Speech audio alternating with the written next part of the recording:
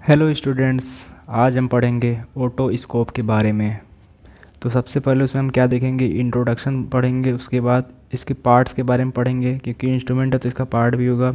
और ओटोस्कोपी के बारे में पढ़ेंगे कि ओटोस्कोपी कैसे परफॉर्म की जाती है, क्या क्या स्टेप होते हैं और कितने टाइप के ओटोस्कोप होते हैं उसके बारे में पढ़ेंगे। साथ ही साथ प्रिकॉशंस भी देखना ज़रूरी है कि ओटोस्कोपी करते समय क्या क्या हमें प्रिकॉशन लेना चाहिए और जो ओटोस्कोप है इसका यूज़ क्या है। तो देखो, ओटोस्कोप कुछ नहीं है। ओटोस्कोप एक कह सकते हैं एक इंस्ट्रूमेंट है, या कहें कि ये क्या है, ये एक मेडिकल डिवाइस है जिसको यूज़ करते हैं एग्जामिन करने के लिए ईयर में। ईयर को एग्जामिन करने के लिए इसको यूज़ किया जाता है, जो कि हेल्थ केयर प्रोफेशनल जो डॉक्टर होते हैं, अगर हमारे ईयर में कोई प्रॉब्लम हुई, जैसे कि ईयर में कोई इन्फेक्शन हो गया, पस रिलीज हो रहा है, कोई स्वेलिंग हो गई, कोई फॉरेन बॉडी ईयर में चली गई है, या सुनने में प्रॉब्लम हो रही है, या फिर टिम्पैनिक मेम्ब्रेन में क्या हुआ, परफोरेशन हो गया है, या कोई डिस्चार्ज हो रहा है, उसकी वजह से जो है बस बाहर बाहर रिलीज हो रहा है और सुनने में फ़र्क आ रही है एक या दोनों कानों में, तो पेशेंट जाता है डॉक्टर के पास। तो डॉक्टर क्या करता है मतलब कान का कोई भी प्रॉब्लम हो तो डॉक्टर सबसे पहले ओटोस्कोप से ही झांकता है अंदर, देखता है कि कान में क्या प्रॉब्लम है। क्योंकि जो ईयर कैनाल है, ये जो ईयर कैनाल होता है, ऐसा तो है नहीं स्ट्रेट ट्यूब है कि बाहर से देखे सीधा दिखाई दिख गया, मिडल ईयर टिम्पैनिक मेम्ब्रेन सीधा दिखाई देता नहीं है। तो इसलिए ओटोस्कोपी की ज़रूरत पड़ती है। इसकी वजह से क्या होता है, हम इंटरनल स्ट्रक्चर को देख सकते हैं। तो देखो, इसको एक्सेस करते हैं ईयर कैनाल को और ईयर ड्रम को। ईयर कैनाल को देखते हैं, ईयर कैनाल में अगर बहुत ज़्यादा वैक्सेस बन रहा है जिसकी वजह से भी सुनाई देना कभी कभी बंद हो जाता है, या फिर ईयर ड्रम में परफोरेशन आ गया है, या फिर ईयर से रिलेटेड कोई भी डिसऑर्डर है, उसको डायग्नोज करने के लिए ओटोस्कोप का यूज करते हैं। इसके बाद हम बात करेंगे इसके पार्ट्स की, या कहें कंपोनेंट ऑफ ओटोस्कोप की। इसमें कौन कौन से कंपोनेंट होते हैं, तो देखो इसमें सबसे पहला होता है लाइट सोर्स होता है। लाइट सोर्स होगा, उसके बाद क्या होगा, लाइट सोर्स में देखो दो लाइट होती है, या फिर पहले समय जो सबसे ज़्यादा यूज़ किया जाता था इनकैंडेसेंट लाइट यूज़ किया जाता था। लेकिन ये क्या करता था, हीट रिलीज कराता था। जैसे नॉर्मली हमारे जो घर में बल्ब लगा होता है, सूर्य बल्ब, जो हीट रिलीज कराता है, उससे उससे हीट बढ़ने लगती थी, पर मतलब लंबे समय तक ईयर को देख नहीं सकते थे। लेकिन जो एलईडी लाइट आजकल सबसे ज़्यादा यूज हो रहा है, इसकी वजह से क्या होता है, ये हीट रिलीज नहीं करता, तो प्रॉब्लम नहीं करता, तो लंबे समय देर तक अगर कोई प्रॉब्लम तो उसको देख सकते हैं ईयर में। और दूसरी चीज़ क्या होगी, देखो लाइट सोर्स अब मैं दिखाता हूँ किधर होता है। जो लाइट सोर्स है ये देखो, लाइट सोर्स आगे की तरफ होता है, ठीक। और ये क्या है, ये स्पेकुलम है। अब स्पेकुलम क्या होता है, देखो स्पेकुलम जो है अलग अलग शेप का होता है, डिपेंड करता है पर्सन के ईयर कैनाल के साइज़ पर। किसी का ईयर कैनाल पतला होता है, किसी का मोटा होता है, तो उसी हिसाब से स्पेकुलम भी अलग अलग होता है। बाकी देखो बच्चों में जो ईयर कैनाल पतला होता है, इसलिए स्मॉल साइज स्पेकुलम उसमें यूज करते हैं। लेकिन बड़े लोगों में क्या होता है, ईयर कैनाल मतलब मोटा या फिर चौड़ा या लंबा होता है, तो स्टैंडर्ड साइज स्पेकुलम उसमें यूज़ किया जाता है, ठीक। उसके बाद दूसरे पार्ट्स में क्या आएगा, मैग्नीफाइंग लेंस आएगा। देखो मैग्नीफाइंग लेंस, जिसको कि कैमरा भी कह सकते हो, वो क्या करता है, मैग्नीफिकेशन का काम करता है, 3x मैग्नीफिकेशन करता है। तो 3x मैग्नीफिकेशन करने से क्या होता है, जो साइज होती है वो 3 गुना बड़ी दिखाई देती है। तो देखो 8 डायोप्टर का लगभग पावर होता है। ये कैमरा है। सबसे आगे देखो लाइट है, ठीक। और ये स्पेकुलम में, तो यही जाके फिट हो जाता है किसमें, ईयर कैनाल में, और जहाँ टिम्पैनिक मेम्ब्रेन की स्ट्रक्चर को देखा जा सकता है इससे। और तो यहाँ से देखो जो भी दिखेगा, जो लेंस लगा है, जो कैमरा है, तो मैग्नीफाइंग जो लेंस या फिर कहें कैमरा है, वो स्ट्रक्चर को 3 गुना बड़ा दिखाता है, ठीक। उसके बाद देखो, तो स्पेकुलम हो गया, मैग्नीफाइंग लेंस हो गया। उसके बाद आता है हैंडल। हैंडल क्या है, हैंडल से ही हम इसको पकड़ते हैं। ये जो हैंडल है, इसी से पकड़ते हैं, मतलब पकड़ के उसको होल्ड करते हैं इंस्ट्रूमेंट को। और हैंडल में क्या होती है, बैटरी लगी होती है। इसको जो खोल कर बैटरी को लगा और निकाल सकते हैं। अगर बैटरी ख़त्म हो गई तो देखो ये जो दिख रहा है आपको, ये पूरा क्या दिख रहा है, ये स्पेकुलम अलग अलग साइज़ का होता है। और एक बॉक्स होता है जिसमें ये बंद होकर आता है। ये देखो बॉक्स है, इसी बॉक्स में बंद होकर आता है। क्योंकि देखो इंटरनल मतलब मिडल जो ईयर है, ईयर के अंदर अगर डाल रहे हैं, जाहिर सी बात है कोई इन्फेक्शन होने खतरा रहता है, इसलिए इसको अच्छे से बंद करना ज़रूरी था ताकि इसमें कोई कुछ मतलब बैक्टीरिया वायरस है इन्फेक्शन ना हो जाए। इसलिए इसको देखो बिल्कुल पैक्ड किया गया है प्लास्टिक के अंदर। अगर इसको दोबारा यूज करते हैं तो इसको सैनिटाइज या फिर डिसइंफेक्ट करना ज़रूरी होता है। उसके बाद देखो हम बात करेंगे किसी ओटोस्कोपी की, ओटोस्कोपी के स्टेप्स की। ये ओटोस्कोप है और इसके द्वारा कान के अंदर देखना, इस स्टेप, इस प्रोसेस को क्या कहेंगे, इसी प्रोसेस को ओटोस्कोपी कहते हैं। तो देखो सबसे पहले इस स्टेप में क्या था, सबसे पहले अपने हाथ को धुलना चाहिए या सैनिटाइज करना चाहिए। उसके बाद ओटोस्कोप को चेक करना चाहिए कि ओटोस्कोप में बैटरी है कि नहीं है, बैटरी चल रही है कि नहीं, वो चार्ज है या फिर मतलब एक बार उसको देखना चाहिए कि जो है ओटोस्कोप जो सही है या नहीं। उसके बाद खुद को इंट्रोड्यूस करना है, फिर पेशेंट से कंसल्ट लेना, मतलब पेशेंट की इजाज़त लेनी होती है, क्योंकि पेशेंट को बैठ कर ही चेक करते हैं, खड़े होकर चेक करेंगे नहीं, क्योंकि खड़े होकर चेक करेंगे गलती से धक्का लगा तो ये अंदर चला गया और उसको ज़्यादा डिस्कम्फर्ट या फिर कहें कि टिम्पैनिक मेम्ब्रेन पे प्रेशर पड़ सकता है, प्रॉब्लम आ सकती है। इसलिए हमेशा कहते हैं कि बैठ कर ही एग्जामिनेशन करना चाहिए। तो हमें क्या करना है, पेशेंट के लेवल पर बैठ जाना है, इजाज़त परमिशन लेने के बाद, कंसेंट लेने के बाद, उसके बाद आउटर ईयर को एग्जामिन करना है। तो देखो ओटोस्कोप को पकड़ते हैं, कैसे पकड़ना है, जैसे हम पेन पकड़ते हैं या कहें हथौड़ी, देखो हैमर या जैसे पेन पकड़ते हैं वैसे ही ओटोस्कोप को पकड़ना होता है। देखो इसमें कैसे पकड़ा, इसमें देखो हैमर की तरह पहना है, जैसे हैमर पकड़ते हैं ना हथौड़ी किसी चीज़ को मारने के लिए, जैसे कील को ठोकने के लिए, वैसे पकड़ते हैं बहुत लोग, या फिर कुछ लोग कैसे पकड़ते हैं पेन की तरह। तो मतलब जैसा ठीक लगे आप वैसा पकड़ सकते हैं, आपको जैसी सुविधा हो, ठीक। तो ये क्या हो गया, तो देखो पकड़ लिए। उसके बाद क्या करेंगे, पुल करेंगे, जो पिन्ना होता है पिन्ना को देखो ऊपर की तरफ, बाहर की तरफ और लेटरली, अपवर्ड आउटवर्ड और लेटरली, ये जो पिन्ना है इसको देखो अपवर्ड आउटवर्ड और लेटरली, ताकि जो है ये थोड़ा स्ट्रेट हो जाए, क्योंकि ये एस शेप्ड होता है ना, ईयर कैनाल टेढ़ा होता है, थोड़ा स्ट्रेट हो जाएगा तो जो है आराम से थोड़ा अंदर जा पाएगा और चीज़ें थोड़ी क्लियर दिखाई देंगी, इसलिए ऐसा करते हैं। तो देखो उसके बाद हमें क्या दिखाई देगा, हमें दिखाई देगा कि वहाँ पे क्या क्या स्ट्रक्चर प्रेजेंट, जैसे टिम्पैनिक मेम्ब्रेन, उससे हम देख सकते हैं। और वो कैसा दिखाई देता है, बिल्कुल ऐसा ही दिखाई देता है।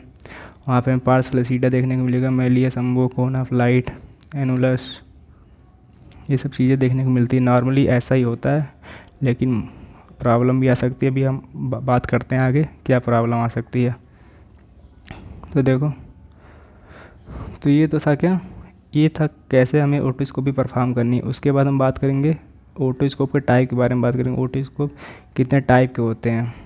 तो देखो सबसे पहला जो होता है स्मार्टफोन ओटोस्कोप एक होता है, एक क्या होता है आर्क लाइट ओटोस्कोप होता है, मतलब इसमें जो लाइट जाती है वो एक आर्क कह सकते हैं बनाती है। और जो सबसे ज़्यादा हॉस्पिटल्स में यूज़ किया जाता है वो है स्टैंडर्ड या ट्रेडिशनल ओटोस्कोप, जो बच्चों को पढ़ाने के लिए भी यूज करते हैं। और देखो एक होता है वीडियो ओटोस्कोप। वीडियो ओटोस्कोप क्या होता है, जो ओटोस्कोप होता है वो कनेक्टेड होता है कंप्यूटर से, और जिसमें क्या होता है जो भी चीज़ अंदर दिख रही होती है वो रिकॉर्ड हो रहा होता है, ताकि उससे सर्जरी परफॉर्म करने में हेल्प मिलती है। देखो ओटोस्कोप जो भी मैंने बताया, ये देखो स्मार्टफोन ओटोस्कोप है, ये आर्क लाइट, और ये स्टैंडर्ड ओटोस्कोप है। यही सबसे ज़्यादा यूज़ किया जाता है। ट्रेडिशनल ओटोस्कोप भी कहते हैं, जो पुराने समय से इसको सबसे ज़्यादा यूज़ किया जा रहा है। उसके बाद हम बात करेंगे प्रिकॉशंस की, हमें प्रिकॉशंस क्या लेने चाहिए, क्योंकि ये एक सेंस ऑर्गन ही ईयर, और उसकी हम एग्जामिनेशन कर रहे हैं। सिंपल सी बात है, प्रिकॉशन लेना ज़रूरी है, नहीं तो दिक्कत आ सकती है। देखो जिस ईयर में प्रॉब्लम है या जिस ईयर का एग्जामिनेशन करना है, तो उसी हैंड से ओटोस्कोप को पकड़ते हैं। मान लो अगर राइट ईयर से करना है एग्जामिनेशन, तो राइट हैंड में ओटोस्कोप पकड़ेंगे। अगर लेफ़्ट ईयर से करना है तो लेफ़्ट हैंड में ओटोस्कोप पकड़ते हैं। उसके बाद बात करें, कभी भी ईयर ड्रम को स्पेकुलम, ये जो स्पेकुलम है आगे का पार्ट, इसको कभी भी ईयर ड्रम को टच नहीं कराना है। स्पेकुलम देखो कैसा होता है, स्पेकुलम जैसे कोन होता है, कोन या कहें फनल शेप्ड स्ट्रक्चर है, जिसको इसके ऊपर लगाते हैं, इसको ऊपर फिट करते हैं और इसको निकाल भी सकते हैं बाहर, दूसरा भी लगा सकते हैं जैसा पर्सन में जैसा पर्सन की साइज़ है उस पर डिपेंड करता है। तो देखो क्या लिखा है, रीयूजेबल स्पैकुला। अगर रीयूजेबल है मतलब उसको दोबारा यूज़ करने वाला है। एक तो होता है कि वन टाइम यूज़ होता है, एक टाइम यूज़ करने के बाद उसको फेंक दें, डिस्पोजेबल होता है। और एक जो रीयूजेबल होता है उसको सैनिटाइज करना ज़रूरी होता है और इन्फेक्शन फ्री करना ज़रूरी होता है ताकि उसका दोबारा हम यूज कर सकें। ठीक, तो ये तीनों प्रिकॉशन आपको हमेशा ध्यान रखनी है।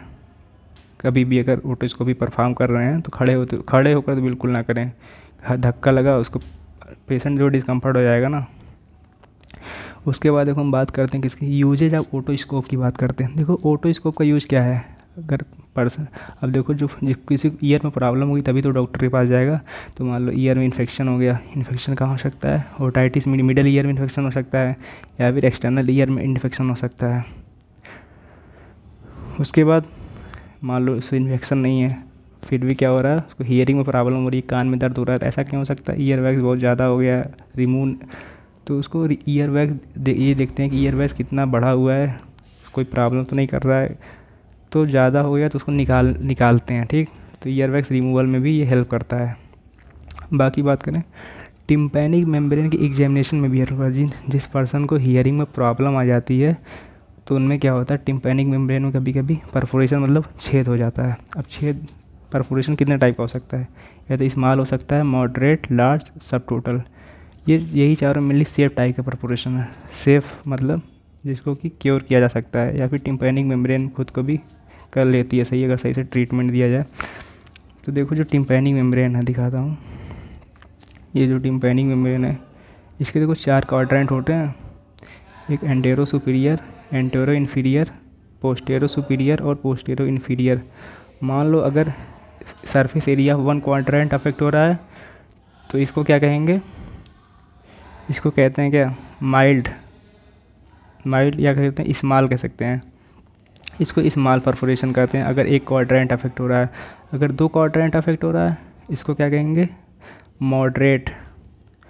Moderate perforation. और अगर तीन या 3 से ज़्यादा क्वाड्रेंट अफेक्ट हो रहा है इसको कहेंगे क्या, लार्ज परफोरेशन। बट अगर जो है पूरा का पूरा पास्ट टेंसा इन्वॉल्व हो रहा है लेकिन टिम्पैनिक एनुलस जो रिंग है उसको छोड़कर, उसको कहते हैं सब टोटल परफोरेशन। लेकिन अगर जो है एनुलस भी इन्वॉल्व हो गया, ये भी इन्वॉल्व हो गया, तो इसको क्या कहेंगे, इसको टोटल परफोरेशन कहेंगे। और ये अनसेफ होता है क्योंकि जो टोटल परफोरेशन होता है सराउंडिंग स्ट्रक्चर भी इधर प्रेजेंट होते हैं, जैसे कि बोन हुआ और स्किन हुआ, तो वहाँ भी प्रॉब्लम आ सकती। तो सेकेंडरी इन्फेक्शन होने के चांसेस मतलब कॉम्प्लिकेशन होने के बहुत ज़्यादा चांसेस बढ़ जाते हैं। इसलिए जो है टोटल परफोरेशन को अनसेफ डिजीज में माना गया है। मतलब ये क्योर होने की पॉसिबिलिटी बहुत कम होती है क्योंकि इसमें अदर स्ट्रक्चर का इन्वॉल्वमेंट हो जाता है। लेकिन जो है स्मॉल, मॉडरेट, लार्ज और सब टोटल में क्या होता है, दूसरे स्ट्रक्चर के कांटेक्ट में नहीं होता है तो क्योर होने की प्रोबेबिलिटी बहुत ज़्यादा होती है। तो यही लिखा गया है। स्मॉल वाले में देखो बस एक कोऑर्डिनेट इन्वॉल्व रहता है, दो इन्वॉल्व तो मॉडरेट, 3 या 3 से ज़्यादा है तो लार्ज, पूरा पास्ट टेंसा इन्वॉल्व अगर एनुलस को छोड़ के तो उसको सब टोटल कहेंगे। एनुलस भी आ गया तो टोटल को ही मार्जिनल कहते हैं क्योंकि मार्जिन होता है। उसके बाद हम देखते हैं क्या, फॉरेन बॉडी रिमूवल में भी ये हेल्प करता है ओटोस्कोप। मान लो कान में कीड़ा पड़ गया या कुछ भी चला गया, मटर का दाना ही चला गया मान लो, या कोई चीज़ जाके वहाँ फंस गई है, ठीक, तो उसको रिमूव करने में ये हेल्प करता है। उसके बाद हम बात करेंगे किसकी, क्रोनिक ईयर कंडीशन की। मान लो ईयर में कोई प्रॉब्लम हो गया, लंबे समय से कोई प्रॉब्लम है, जैसे कि कोलिस्टियाटोमा में होता है ना, ये ट्यूमर नहीं है, ओमा का मतलब यहाँ ट्यूमर मत समझ लेना, स्किन का एक्यूमुलेशन होने जाता है। ये क्रोनिक सुपरेटिव ओटाइटिस मीडिया का कहें क्या है, कॉम्प्लिकेशन है। ये कॉम्प्लिकेशन है किसका, CSOM का। CSOM अगर आपने नहीं पढ़ा है तो जाकर पढ़िए, मैंने उसको पढ़ाया हुआ है, ठीक। तो क्रोनिक ईयर कंडीशन में या फिर कहें क्रोनिक ओटाइटिस मीडिया में, ऐसी कंडीशन में ओटोस्कोप का यूज़ किया जाता है। उसमें ये देखते हैं कि जो कोलिस्टेटोमा है कितना बड़ा है, किस साइड लोकेटेड है, और पस का डिस्चार्ज देते हैं किस कलर का पस है। तो इससे जो है हमें हेल्प मिलती है डायग्नोसिस बनाने में। तो ये था ओटोस्कोपी प्रोसेस के बारे में, और ओटोस्कोप क्या होता है इसके बारे में था। इसी तरह के अगर और भी इंस्ट्रूमेंट के बारे में आपको जानना है तो मैं वीडियो बना दूंगा। बाकी आपको ये वीडियो कैसा लगा लाइक करें, कमेंट कर ज़रूर बताएं और शेयर करना ना भूलें, और सब्सक्राइब करने के बाद बेल आइकन भी ज़रूर दबाएं। Thank you for watching. मिलते हैं नेक्स्ट वीडियो में, तब तक के लिए गुड बाय।